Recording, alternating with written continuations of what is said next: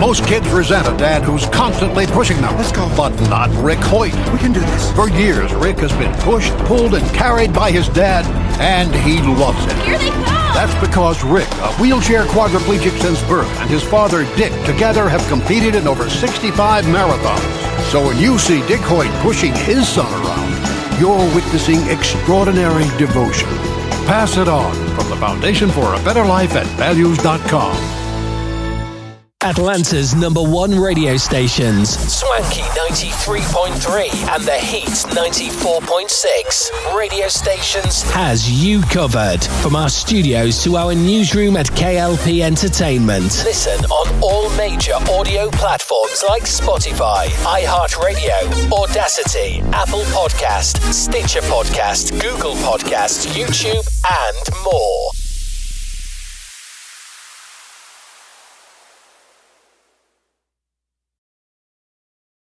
A few words for a successful life. Always ask why. Why? Tell the truth all the time. Why? Write thank you notes. Eat right, sleep right, and exercise. If you don't like your job, change it. Why? Be creative every day. Take a fun trip. You don't always have to do things fast. These motivating thoughts from Randy Pausch's last lecture remind each of us to live our dreams. Can I go now? My dog wants to play. Oh yeah, play with your dog. And with your kids. Motivation. Pass it on from the Foundation for a Better Life at values.com. Live from our newsrooms brings back our hit news network, SNN, with many news anchors like Arthur Brooks, Addison Hayden, and Beatrix Gemma. Brings you stories about the news worldwide. Tune in on Atlanta's #1 stations, Swanky 93.3 and The Heat 94.6 radio stations. to get the latest news today. Listen on all major audio platforms like Spotify, iHeartRadio, Audacity, Apple Podcast, Stitcher Podcast, Google Podcast, YouTube, and more.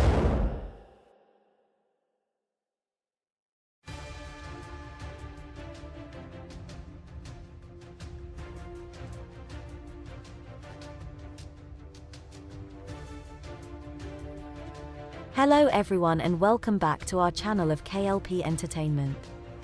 Reporting live from our newsroom, this is SNN. I'm Beatrix Gemma. Here's your business news breaking for June 5th. Bodies remain unidentified as relatives struggle to reach India train crash site. Most of the victims' families live in towns and villages hundreds of miles away, officials and medics said. Families of the victims of India's worst rail disaster in 2 decades were on Sunday still struggling to reach the town where the disaster happened. The delays meant that many bodies remain unidentified and unclaimed, local officials and doctors said. At least 275 people were killed in the disaster near the town of Balasore on Friday. Many of the passengers had been migrant laborers, students, and daily wage workers. In and around the town in the eastern state of Odisha, the bodies of about 200 victims were still to be claimed, the officials and medics said. Many were badly injured in the crash, making it harder to identify them, and most of the victims' families live in towns and villages hundreds of miles away and were still trying to reach the area, they added. The state government on Sunday moved about 100 of the unidentified victims to the morgue at the main hospital in Bhubaneswar, the state capital. About a dozen bodies remained at the hall of a small local school a few hundred yards from the disaster site, down from more than 100 on Saturday, and fewer than a dozen were still at a business park in Balasore on Sunday. The location of the others was unclear. The authorities had kept the bodies at the business park on top of large ice blocks and covered them with plastic sheets, but the ice was melting fast in the around 100-degree heat. Relatives who made it to the business park first had to endure the trauma of looking at the faces of victims on a laptop. Then, if they saw any resemblance to a loved one, they were taken to have a closer look.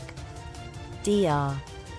Rahul Kumar, at Bhubaneswar's main hospital, said that the morgue there was already full. While many of the bodies will require DNA testing for identification, he was one of several medics and officials who said that the reason for the delay in claiming the bodies was that relatives were struggling to reach the area. Most of these people are poor, and it may take them days to arrive either in Bhubaneswar or here in this town, Dr. Kumar said. Ashwini Vaishnaw, the Indian Railway Minister, said that a special train had started to ferry family members from the city of Kolkata, in neighbouring West Bengal, to Odisha. The local government in Odisha also announced the operation of a free bus service on the disrupted train route.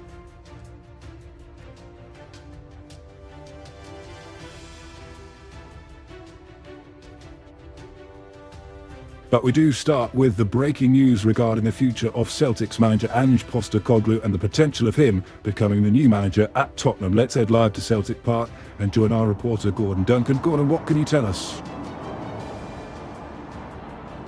Yeah, big development in this one. This lunchtime, Celtic granting Ange Postecoglou permission to speak to Tottenham about that vacant managerial position all weekend. The Celtic fans went quickly from celebrating the Scottish Cup success in the treble to worrying about whether it would be Ange Postecoglou's final game in charge of the club, and it looks like we've got that development to suggest that it is very much heading in that direction. Sky Sports News understands or expects those talks to take place today, so it could be that this one now moves quite quickly now that the season is done, of course, because last week Ange Postecoglou, like he often does, kept his cards very close to his chest. He wanted to remain with full focus on the Scottish Cup final, but as soon as that full-time whistle went at Hampden late on Saturday evening, the season ended and there was a real sense that the future could be about to change for Ange Postecoglou, for Spurs and for Celtic as well. We also understand Celtic already working on potential replacements, with former boss Brendan Rodgers and Jesse Marsh amongst names being mentioned. So we know that things don't stand still in football too long. Celtic fans were celebrating a treble just 2 days ago, but already the question on their lips is, when will Ange Postecoglou leave and what will be next for this football club?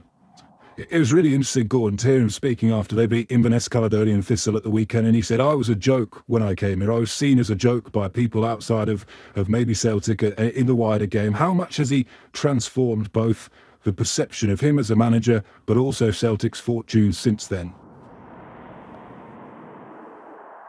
Massively, and it didn't take long. There was a very, very small period at the start of his league career here in the Scottish Premiership where he lost a couple of games, and then it just clicked, and they were relentless from that moment on, really winning 2 trophies last season, making it 3 this season, so 5 out of 6, which is certainly not a bad return. But it was probably the manner in which he did it, the style in which he did it, which really caught the eye and probably caught the attention of Spurs as well. You look at the recruitment, which has been key straight away. He went to the Japanese market, went to a market that he knew well, brought in Kyogo, who arguably was his greatest signing, but there was not too many far behind as well. You look at Reo Hatate, for instance, Daisen Maeda, 6 Japanese players in total signed for Celtic, various others. The team that started, in fact, in that Scottish Cup final, when of the 11, he only inherited 2 of them. He recruited the other 9, he recruited most of the subs. Some of the players who would have played if it wasn't for injury were recruited by him as well.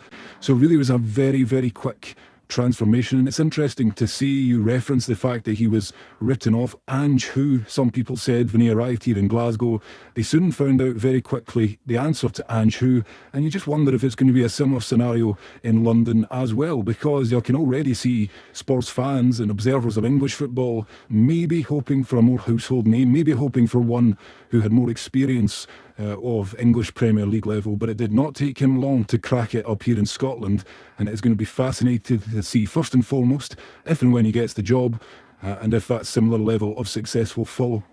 It was interesting as well, Gordon, that when Postecoglou was appointed, it took a while for Celtic to get to their man, didn't it? They were linked with Eddie Howe particularly for a long time. Just wonder how you feel that the short-term future may play out, and how quickly Celtic may turn and find a replacement. Yeah, big football clubs, you always imagine there's a level of contingency, because Ange Postecoglou was very successful, and like every player or manager who is a success here in Scotland, it's natural they would attract some interest. I think with the season ending as well, it gives you that clarity almost at that period. Not long, of course, because Champions League just round the corner in summer recruitment, but it gives you that tiny bit of breathing space. It's not like when Brendan Rodgers left Celtic, it was mid-season, it was almost overnight, and Celtic had to scramble to find a suitable replacement. And it's funny that we mentioned Brendan Rodgers. It doesn't seem like so long ago, because already, like I referenced earlier, he would be one of the names in the frame for a return here. His departure, safe to say, did not go down well with certain sections of the Celtic support. So it would be interesting to see how they would feel about a return. Jesse Marsh, again, that was a name mentioned linked with Celtic previously before he went to the English Premier League. So Celtic will need to act quickly, because you always do, but just perhaps with that end of the season just in the rear view mirror, there's at least a bit of calm around the place, and a bit of planning to be done for the future. Gordon, we will leave it there. Thank you very much for the match. I bet you never thought you'd see a Lamborghini going off-road in the Mojave Desert. Well, the Lamborghini Huracan Sterrato is out to change that.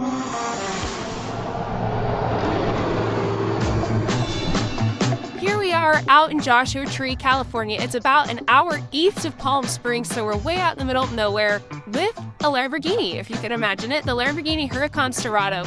This is the off-road version, and it's also the end of an era, because it's the last V10 internal combustion engine that Lamborghini will ever make. So it's kind of a big deal. It's also been a long time coming. We saw early versions of this car in 2019. It's finally here. The base price is $273,000. I hear it's going to be really fun to drive. I can't wait to go try it.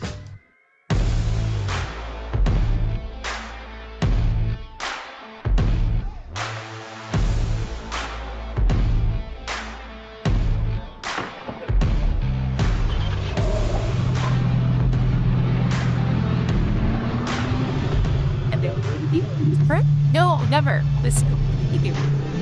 With brutalist undertones and a low seating position, the Sterrato comes with a 601 horsepower V10 engine and 413 pound-feet of torque. It has all-wheel drive, a 0 to 60 mile-per-hour sprint time of 3.4 seconds, and a top speed of 161 miles per hour. Now, don't feel bad if you're a little skeptical about this $273,000 supercar. I was too. Lamborghini has no record of success in off-road rallies in the 60 years since the brand roared to life, but it hasn't stopped the brand from jumping into the off-road mix. I spoke with Lamborghini head of design, Mitja Bokert, about what makes the Sterrato different from a normal Huracan. Our design DNA is about the single center silhouette. You can always tell the Lamborghini in front view with the inclinated windows. Every car of Lamborghini, that's my mission, has to have his character. So for the customer, it's clear what is the car. So we took it in a higher position. We have a slightly longer wheelbase. We have bigger wheels. More important, of course, the rallycross wheels.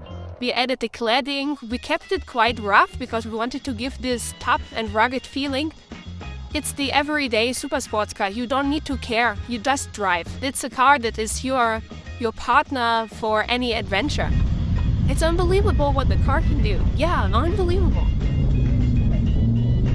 I was driving this thing harder than I drove the Rivian truck, rougher than I drove a Porsche 911 or a Land Rover in the sand dunes. I came out of the car grinning from ear to ear. Wow. But now I wanted to see how it did on the pavement. Passing by the Joshua trees and desert dry hills, the Sterrato just cruises. Man, it's pretty fun. It's pretty great to go directly from the dirt onto an asphalt surface. And I have to say, driving in Joshua Tree is the perfect way to explore both sides of the car. The Huracan Sterrato has three main driving modes, Strada, Sport, and Rally. Now, Rally is the one that we used when we were going off-road. That's where everything's super loose, very minimal stability control, basically just the ABS is on. Now we're in Sport mode, which is a more generalized mode. It's perfect for driving some of these back roads at Joshua Tree. Lamborghini is going to be introducing more and more hybrids. We've already seen the Revuelto, and we will soon see hybrid versions of the Urus as well. So this really is, in a way, the end of an era for Lamborghini. The last V10 with an internal combustion engine. That's pretty cool to be able to drive it. My take is the Huracan Sterrato is a joyful ode to the contrarian nature of Lamborghini. Lamborghini is making just 1,499 of them. Deliveries begin this summer.